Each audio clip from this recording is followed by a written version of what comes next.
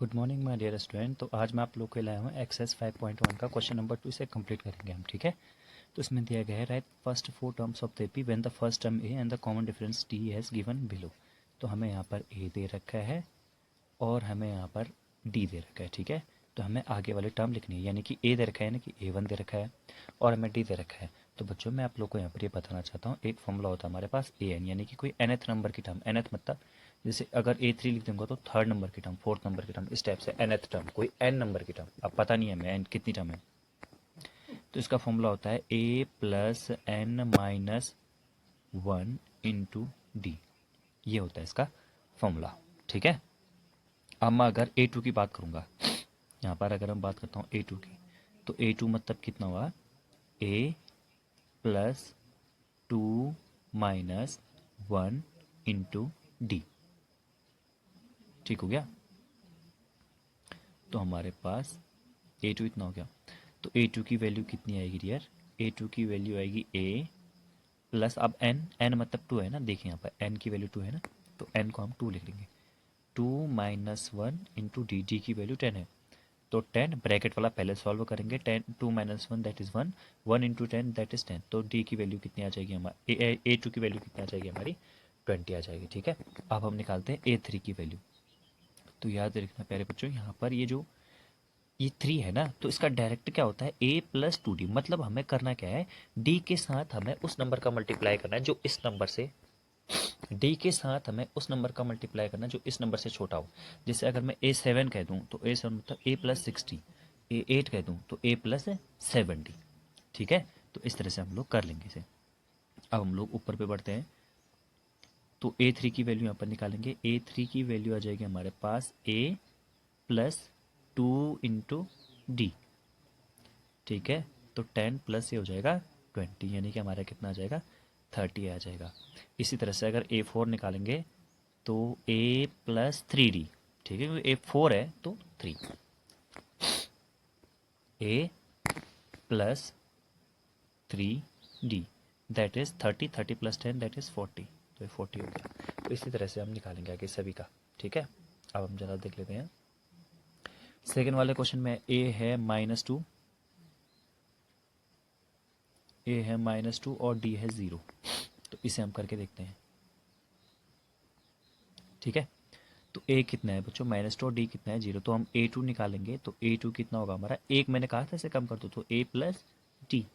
अगर मैं -2 में अगर मैं 0 प्लस कर दूंगा, ये 0 ये है ही, तो कितना आ जाएगा मेरा -2। फिर अगला कितना है, फिर 0 ही है, फिर 0 है, यानी कि A3 में अगर मैं लिखूंगा तो A प्लस 2D और D तो 0 है, तो A कितना हो जाएगा -2।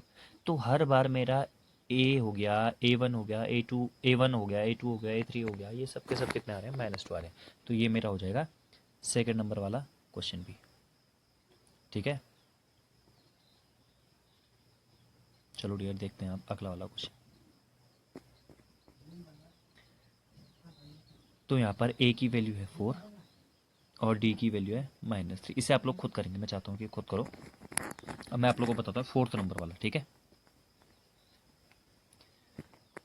तो फोर्थ नंबर वाले क्वेश्चन में A इतना D इतना दे रखा है, तो A2 अगर हम निकालेंगे तो A plus D, A plus D, A तो -1 है और D कितना है 1/2। अगर हम इसे प्लस करेंगे तो ये हो जाएगा 2 1 जा 2 -2 प्लस 1/2, यानी कि ये हो जाएगा -1/2। फिर A3 निकालेंगे, A प्लस 2D, तो A कितना है ये +2 इंटू डी, तो नीचे वाला 2 से ऊपर वाला 2 कट गया, -1 + 1 तो आ गया 0, तो A3 आ गया हमारा। इसी तरह से हमारा A4 भी आ जाएगा। ठीक है, अब निकलते रहेगा हमारा। तो अब हम अगला वाला क्वेश्चन देख लेते हैं यहाँ पे। ठीक, तो अगला क्वेश्चन देख लेते हैं। देखिए, इसमें A की वैल्यू है -1.25, A की वैल्यू -1.25 होगी और D की वैल्यू -0.25। तो यहाँ पर मैं A2 निकालूंगा डियर, तो A प्लस डी, अगर मैं D को यहाँ पर ऐसे रहने देता हूँ तो ये कितना हो गया, -1.50। अब इसी तरह से मैं आगे निकालूंगा, A3 निकालूंगा। A3 का मतलब A प्लस 2D और A कितना है, A तो मेरा इतना है, प्लस 2 इंटू डी, डी की वैल्यू कितनी है 0.25, तो ये कितना हो जाएगा -1.25 प्लस 0.50, तो इसका मतलब मेरे पास A3 हो जाएगा, A3 मेरे पास हो जाएगा -1.75। इसी तरह से मेरा आगे आते रहेगा, ठीक है। तो ये हो गया हमारा क्वेश्चन नंबर 2, ठीक। अब ये छोटा सा क्वेश्चन था, अब चलते हैं नेक्स्ट क्वेश्चन पे जो कि है क्वेश्चन नंबर, तो हम लोग क्वेश्चन नंबर 3 पे। तो क्वेश्चन नंबर 3 में है एपी लिखी हुई है, right the first term and the common difference. तो फर्स्ट टर्म अगर हम इसमें देंगे तो पहले वाले को जैसे मैं बनाता हूँ, ठीक है। तो पहले वाले को देंगे हम लोग, तो यहाँ पे अच्छा एक काम करता हूँ, मैं पहले वाले को नहीं, मैं दूसरे वाले को बनाता हूँ। तो ये जो A1 है ये हमारा हो गया -5, और डी हमारा कैसे आएगा, डी हमारा आएगा बच्चों A2 -A1, मतलब एक टर्म में से प्रीवियस वाली टर्म को माइनस करके, मतलब जैसे मैंने -1 उठा लिया, ठीक है।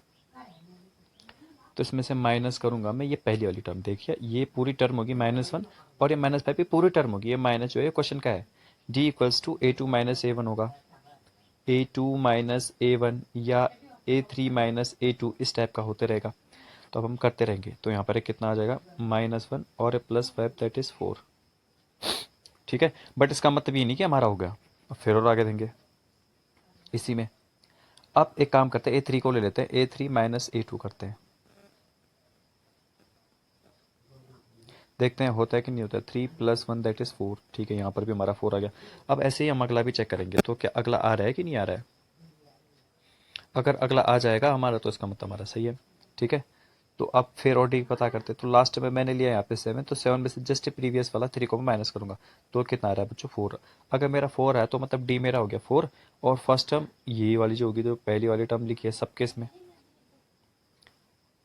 तो ये वाली टर्म हो जाएगी मेरी फर्स्ट वाली टर्म, ठीक है। चलिए आगे बढ़ते हैं, तीसरे वाले क्वेश्चन पे बढ़ते हैं। तो यहाँ पर मुझे ए तो पता ही है सबको, 1/3 है, बट डी पता करना है। तो डी पता करने के लिए क्या करेंगे, देखिए मैं पहला वाला नंबर नहीं उठा सकता, उससे पहले तो कुछ है ही नहीं, तो इसलिए उसे नहीं उठाऊंगा। 5/3 उठाया, अब मैं माइनस करूंगा 1/3 को। जब भी बच्चों डिनोमीटर इक्वल होते हैं तो हम क्या करते हैं, डिनोमीटर को वैसा ही रहने देते हैं, ऊपर डायरेक्ट कर देते हैं। तो 5 - 1 दैट इज 4/3, ठीक है। अब हम और आगे कर लेते हैं। अब हम क्या करेंगे, यहाँ पर 9/3 को ले लेते हैं, और 9/3 में से किसे माइनस करेंगे, इसके जस्ट पहले वाला।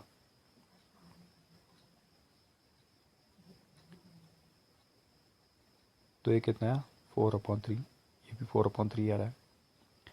अब क्या करेंगे, 13/3 में से, देखिए सबका पता करना जरूरी है, ठीक है। अगर सबका पता नहीं करेंगे तो शायद हो सकता है कि गलत हो जाए। तो 13 - 9 दैट इज 4/3, ये हमारा हो गया क्वेश्चन नंबर से थर्ड। अब फोर्थ वाला क्वेश्चन भी करते हैं। तो फोर्थ वाले क्वेश्चन के लिए अगर मुझे डी निकालना है तो सबसे पहले 1.7 में से 0.6 माइनस करना पड़ेगा। तो कितना आएगा ये 1.1, देखिए पॉइंट के नीचे पॉइंट रखना है। 2.8 में से 1.7 माइनस करेंगे तो कितना आया 1.1। फिर हमें क्या करना है, 3.9 में से 2.8 को सब्ट्रैक्ट करेंगे, देन आई विल गेट 1.1।